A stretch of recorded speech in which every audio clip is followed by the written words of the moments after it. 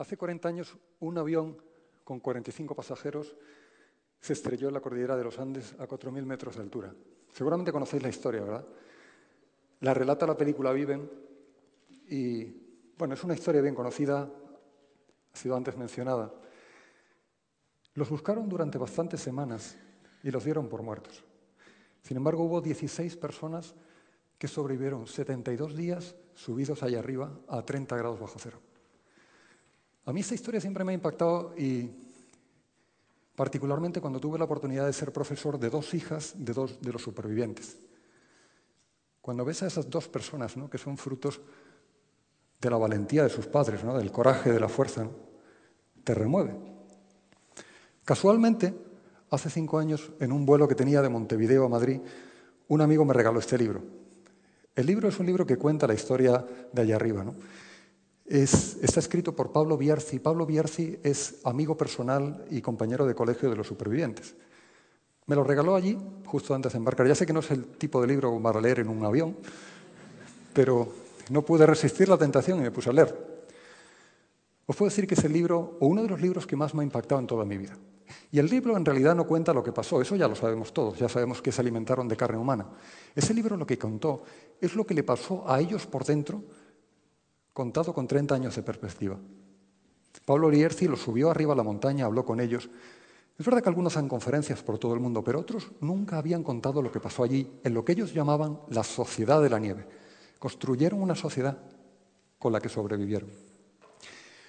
Coinciden muchos de los supervivientes en que el momento más duro de aquella tragedia sucedió el día 13º.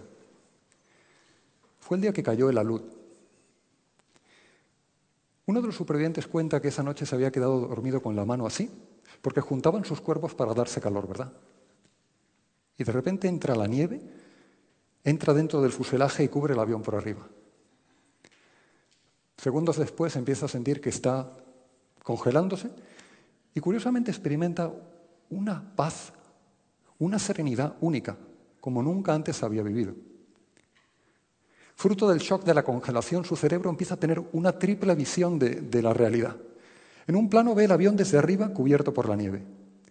En un segundo plano lo que ve es el avión dentro del fuselaje y sus compañeros intentando sacar unos a otros, ¿verdad? Dentro del caos, de la oscuridad. Y la tercera visión que tiene es su cuerpo muerto bajo la nieve. Está en este estado y de repente un compañero le pisa la mano y le deja 3 dedos fuera. Y él con esos 3 dedos fuera tiene la duda cruel de qué hacer. Salgo ahí fuera, al frío extremo, al hambre extrema, a la incertidumbre extrema, porque ya habían oído por la radio que se había detenido la búsqueda. ¿Salgo a ese infierno? ¿O me quedo en este estado de congelación en el que estoy? De cierta paz, de hice lo que pude. O sea, 13 días luchando. ¿Qué voy a hacer? Me cayó una luz. Y en ese momento le viene a su mente una imagen fortísima, que es su familia cenando en casa y su plato vacío. Inmediatamente empieza a escarbar con la mano. Alguien ve la mano, inmediatamente le quita la nieve y puede respirar. Él hace lo mismo con el que está al lado y también respira. Se le congelan las manos y empieza a escarbar con los puños. Los puños no funcionan y sigue escarbando con los codos. Y el siguiente estaba muerto. Se pasan 3 días y 3 noches sin poder salir del avión, alimentándose de cadáveres no de desconocidos como al principio, sino del amigo que te daba calor con su cuerpo la noche anterior. A mí esta historia me parece que tiene un paralelismo con nuestra vida. Hay momentos en los que somos protagonistas de una situación difícil. Lo estamos pasando mal. En esos momentos difíciles, esos momentos de contrariedad, en esos momentos bajos, a veces sucede que hay un amigo que con una conversación nos saca del hielo, con una conversación inspiradora nos devuelve la fuerza y la energía que nos hace falta para seguir luchando. Y por eso esta historia a mí me ha hecho concluir que nos jugamos la vida en las conversaciones que tenemos. Piensa en tu vida en términos de conversaciones. Ojo, nos jugamos la vida en las conversaciones que tenemos y también en las que no tenemos. Me gustaría haceros una pregunta. ¿Cuántos de vosotros habéis utilizado alguna vez una máquina de escribir? Levantad la mano. Bien, a los que no habéis levantado la mano, gracias por insultarnos con vuestra juventud. La mayoría hemos utilizado una máquina de escribir, ¿no? Y ahora imagino que muchos de vosotros, por no decir todos, tenéis un dispositivo electrónico, un smartphone, ¿verdad? Entre la máquina de escribir y el iPhone hay una colección de cambios tecnológicos, pero los cambios tecnológicos no vienen solos. Detrás de los cambios tecnológicos hay cambios sociales, hay cambios políticos, hay cambios culturales, cambios en modelos de negocio, hay cambios en modelos de comunicación. Y detrás de todos esos cambios hay un tiempo incierto, que es el que estamos viviendo. Fijaos, los que estamos hoy en esta sala, en TED Sevilla, somos protagonistas de ese momento histórico en el que nunca antes una generación ha tenido que aprender tantas cosas tan rápido como nosotros. Nunca antes. Es lógico que estemos desconcertados. Estos tiempos de grandes cambios también son tiempos de grandes contrastes y de grandes paradojas. Tenemos el mundo en el bolsillo, tenemos acceso al mundo en el bolsillo. Y esto nos permite conectarnos con todo el mundo. Paradójicamente, a veces ayuda a que nos desconectemos de la persona que tenemos al lado. Estos son los tiempos que vivimos. Y tengo la sospecha que en esta locura por la comunicación estamos empleándola a veces para sustituir conversaciones o sustituir, digamos, encuentros que requieren otro formato. He hecho unos números muy básicos y también bastante conservadores. Es que si tú has escrito 10 emails al día en los últimos 10 años, has escrito 36.500 emails. Mi sospecha es que detrás de muchos de esos emails hay conversaciones cara a cara que tú te has ahorrado. Y has preferido, tú y yo, escondernos detrás de un teclado y una pantalla en vez de abordar esa conversación difícil. Esas conversaciones que a veces pinchan, duelen, cuestan preparar, requieren esfuerzo intelectual, requieren esfuerzo emocional. Por eso me gustaría proponer un lema para la nueva década, para esta década que empieza ahora. Menos emails y más conversaciones. Menos esconderse detrás del teclado y más afrontar conversaciones cara a cara. Yo no sé a vosotros, pero a mí me conmueve cuando veo esos viejos amigos sentados en el parque viendo caer la tarde, ¿verdad? Esas amistades que han resistido embates de la vida, ¿no? Y siguen ahí. De la misma manera que me conmueven estos matrimonios ancianos que se siguen queriendo, a pesar de todo. Me conmueve porque han sobrevivido en un tiempo muy difícil. Y quizá me conmueven porque vivimos en un tiempo en el que hay tantas familias rotas, tantos niños solos, tantas amistades rotas, tantos equipos rotos. Hay países que están rotos. El mundo está roto, básicamente. Y cuando uno piensa en tantas cosas que están rotas a nuestro alrededor, uno puede decir, bueno, ¿qué voy a hacer yo con todo esto? Bastante tengo yo con lo mío. Y eso es precisamente, me parece, el punto. Tenemos que abordar lo nuestro. Tenemos que abordar esa parte del mundo que cae sobre nosotros, sobre nuestros hombros. Y son esas conversaciones que tenemos que tener con las relaciones deterioradas que hay en nuestra vida. Si tú y yo afrontamos esas conversaciones pendientes y restauramos relaciones deterioradas, estamos empezando a cambiar el mundo.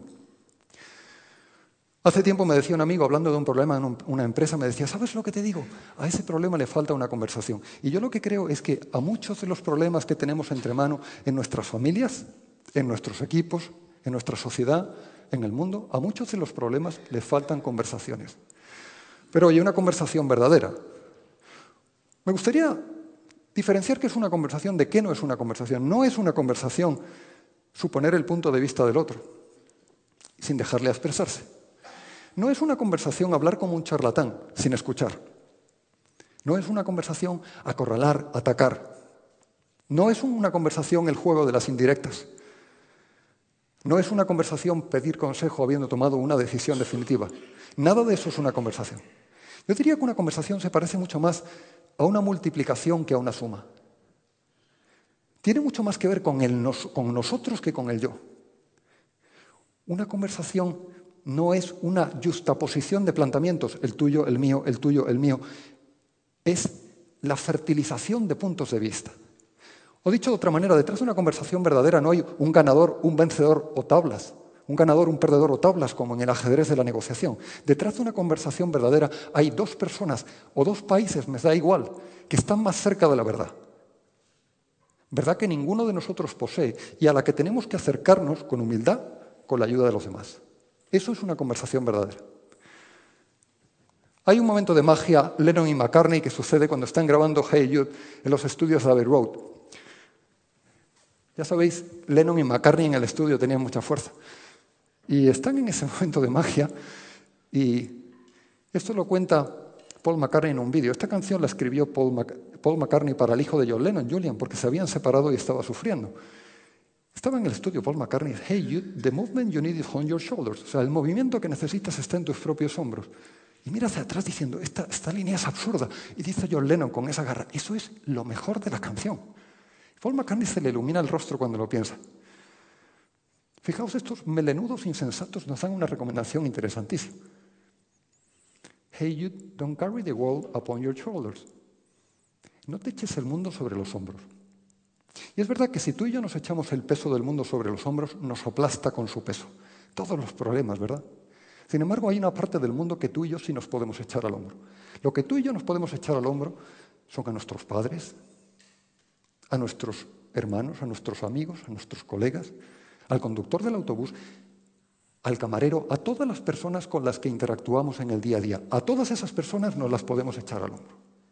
Recientemente me decía un amigo, ¿sabes? Hay dos tipos de personas, los que te dan gasolina y los que te la quitan. Y es verdad que hay gente que cuando hablas con ellas te inspiran con sus ideas, te llenan con su fuerza, te contagian su optimismo, te llenan el depósito de gasolina. En cambio, hay personas que cuando conversas con ellas te dejan seco, ¿verdad? ¿Quieres que te cuente mis últimos problemas? No me conformo con los penúltimos. O sea, ya cada vez que hablas conmigo me matas, ¿no? Tengo una pequeña empresa de consultoría. En realidad es tan pequeña que somos solo dos, ¿no? Pero tenemos la experiencia de trabajar con empresas distintas, con profesionales distintos de más o menos 20 países. En estos años, ¿no?, de trabajo con personas muy distintas y culturas muy distintas, he llegado a una intuición que no he visto probada en ningún estudio, ¿no?, pero es una intuición muy fuerte, porque es una verdad que me parece universal. Y es que la calidad de tu liderazgo depende de la calidad de tus conversaciones. ¿Tú has pensado alguna vez cómo es tu conversación? ¿Qué piensan tus padres, tus hermanos, tus amigos, tu familia, tus colegas? ¿Qué piensan ellos de tu manera de conversar? ¿Has pensado alguna vez cómo son tus conversaciones? ¿Cómo las evaluarían? Posiblemente todos podemos tener, ¿no? Es fácil que las tengamos conversaciones pendientes en nuestra vida, ¿no? Y por si tienes alguna conversación pendiente, me gustaría ofrecerte una herramienta muy sencilla para diseñar conversaciones, ¿no?, que realmente pongan en valor el poder de una conversación, esa capacidad transformadora. Y he estado trabajando en un modelo y he llegado a este modelo que tal vez os pueda ayudar. Pienso que una conversación tiene como dos dimensiones: la calidad de la argumentación y la empatía que hay entre los interlocutores. La argumentación, básicamente, es la capacidad que tenemos de construir un mensaje sólido, contundente, convincente, bien estructurado, apoyado en datos. Hay gente que tiene esta capacidad muy desarrollada. Y la otra capacidad, lamentablemente, resulta excepcional en muchos directivos, ¿no?, que tienen una gran capacidad profesional, una gran formación y un analfabetismo emocional memorable. La capacidad de sintonizar la empatía con la emoción de la otra persona, con el estado de ánimo, al menos de encontrar un canal compartido. Cuando integramos estas dos variables, lo que vemos es que en esas conversaciones que tenemos, donde no hay una buena argumentación, no las hemos preparado bien, hemos improvisado, y no hay empatía entre nosotros, estamos en la típica conversación cuyo efecto es el desgaste. Esas conversaciones a las que nos lanzamos sin haberlas preparado, tenemos un cierto de conflicto con la otra persona. La cosa se va complicando y calentando en la conversación, y cuando termina la conversación uno dice, oye, ¿sabes lo que te digo? Que me podría haber ahorrado esta conversación, porque la foto del problema después de la conversación es peor que antes, ¿verdad? Es la típica conversación que desgasta las relaciones, muy frecuente. Hay otro tipo de conversación que es la conversación rechazo, también muy habitual en el ámbito directivo. Vamos a esa conversación sintiéndonos en posesión de la verdad. Y lanzamos nuestra argumentación como una piedra gigante a la otra persona, esperando como única respuesta a un «sí, señor». Y lo que obtenemos es su rechazo, igual que esos boxeadores que están contra las cuerdas y la única salida que tienen es golpearnos para salir. Eso es lo que hacemos cuando arrollamos a los demás sin tener en cuenta su punto de vista, sus emociones, cómo se encuentran, cómo podemos construir juntos. Y muchas veces somos tan torpes que este es el efecto que logramos, el rechazo. En otras ocasiones sucede que la argumentación es baja, pero hay mucha empatía, nos conocemos, tenemos mucha confianza, nos hemos tratado mucho, ya nos conocemos, ¿verdad? Y en esas conversaciones fácilmente se puede calentar el tono de la conversación, ¿verdad? Y empezamos a subir ese tono con gestos y con palabras que a veces son cortantes, las palabras son muy cortantes. Tu comportamiento me parece mezquino. ¿Mezquino? Yo que llevo 10 años trabajando y dejándome el pellejo por esta empresa, y uno se va con la palabra mezquino sobre los hombros a su casa, ¿verdad? Las palabras son cortantes. Y cuando nos calentamos decimos palabras de las que debiéramos arrepentirnos muchas veces. Hay muchas amistades rotas, familias rotas, equipos rotos, detrás de conversaciones que han sido explosivas, detrás de esas conversaciones que han dejado heridas, que no se han cerrado con el perdón. Por eso me gustaría sugerirme, ¿no?, que tengamos la capacidad, la habilidad de tener conversaciones inspiradoras, de tener conversaciones que ayuden a otras personas a cambiar, porque todos en la vida a veces necesitamos una mano que nos saque del hielo, ¿verdad? Y en esas conversaciones que preparamos bien, que diseñamos, a las que ponemos cariño, hacemos el esfuerzo por sintonizar con la otra persona, por entenderle. En esas conversaciones somos capaces de acercarnos a esa frontera que separa nuestra capacidad de inspirar de la libertad de la otra persona para hacer lo que le dé la gana tras esa conversación. Algunas de estas conversaciones dan fruto inmediato. Otras conversaciones inspiradoras tardan años. Y hay veces que no vemos los frutos. Pero en nosotros siempre da fruto una conversación inspiradora, porque hemos tenido la valentía, la inteligencia y el cariño de decirle algo a alguien, algo que ha sido difícil. Me gustaría terminar con una historia que me contó mi padre. Mi padre fue piloto y en el año 54 aterrizó aquí en Sevilla, en la Avenida de la Palmera, con un avión alemán. Cuando me lo dijo mi padre, dije, papá, esto me lo tienes que contar con detalle. Y me lo contó con detalle. Él era piloto en una base aérea. Y llegaron a la base con un nuevo avión que era el Gotha, un avión alemán. Preguntaron, ¿quién tiene interés en probar este avión? Mi padre levantó la mano. Debía tener 19, 20 años. Le explicaron, este avión tiene un problema. Es que de vez en cuando, en mitad del vuelo, en ciertas condiciones de altura y velocidad, la hélice se detiene. Pero no te preocupes porque tienes una palanca y si la accionas varias veces, pones la hélice en marcha de nuevo. Perfecto. Era la ingeniería de la época. Mi padre subió al avión y empezó a sobrevolar Sevilla, ¿verdad? Era un vuelo de reconocimiento, una tarde de verano, hacía calor, la gente estaría durmiendo la siesta. Y mi padre de repente vio la Avenida de la Palmera vacía y dijo, esta es la oportunidad de oro. Entonces él mismo apagó el motor del avión y bajó planeando suavemente sobre la palmera. Se bajó del avión, llamó a la base desde una casa, enviaron un camión. Y cuando el mecánico estaban desmontando con las alas del avión para subirlo al camión, mi padre pregunta, oye, ¿cómo funciona lo de la palanca? Y el mecánico le dice, no, olvídate. Y mi padre dice, no, me interesa. El mecánico con un guiño de complicidad le dice, no se lo sigas a nadie, pero ¿ves la palanca? Tiene un cable, ¿verdad? Sigue el cable. Mi padre sigue el cable y ve que el cable no está conectado al motor de ninguna manera. Está conectado a un muelle anclado al fuselaje. ¡Un muelle! Y mi padre pregunta, esto es de locos. Y el mecánico le explica, déjame que te diga. Este avión, cuando arriba, a veces, en ciertas circunstancias de altura y velocidad, el motor se detiene, no hay que hacer nada, porque unos segundos después él se pone en marcha solo. Pero para evitar que la gente se tire en paracaídas y el avión se estrelle, les damos una palanca, ¿no? Y así no perdemos aviones, ¿no? La lógica era no perder aviones. Bueno, la aviación ha avanzado bastante desde el año 54, gracias a Dios. Pero me gustaría terminar esta charla con una propuesta para vosotros y también para mí. Y es, antes de terminar con la propuesta, he olvidado decir que mi padre, al contarme esta historia, me inspiró dos pensamientos. El primero es que mi padre siempre ha sido muy comprensivo con las travesuras de sus 7 hijos. Porque cuando tienes este historial, tiendes a ser más comprensivo. Bien, la segunda cosa que he aprendido de mi padre es que la vida es mucho más interesante cuando somos atrevidos.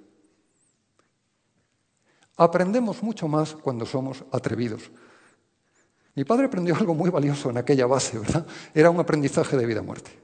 Así que esto es lo que me gustaría lanzaros, una propuesta atrevida para terminar esta sesión. La propuesta es, escoge una de tus conversaciones pendientes. Escoge una conversación que tienes pendiente ¿Con alguien de tu equipo que está desmotivado? ¿Con un jefe al que internamente desprecias? ¿Con un amigo del que sabes que anda metido en problemas? ¿Con un hermano del que no sabes nada porque dejaste de hablarte hace años? O tal vez con la persona a la que amaste y de la que ahora no esperas más que una soportable convivencia. Escoge una de tus conversaciones pendientes y transfórmala en una conversación inspiradora. Muchas gracias.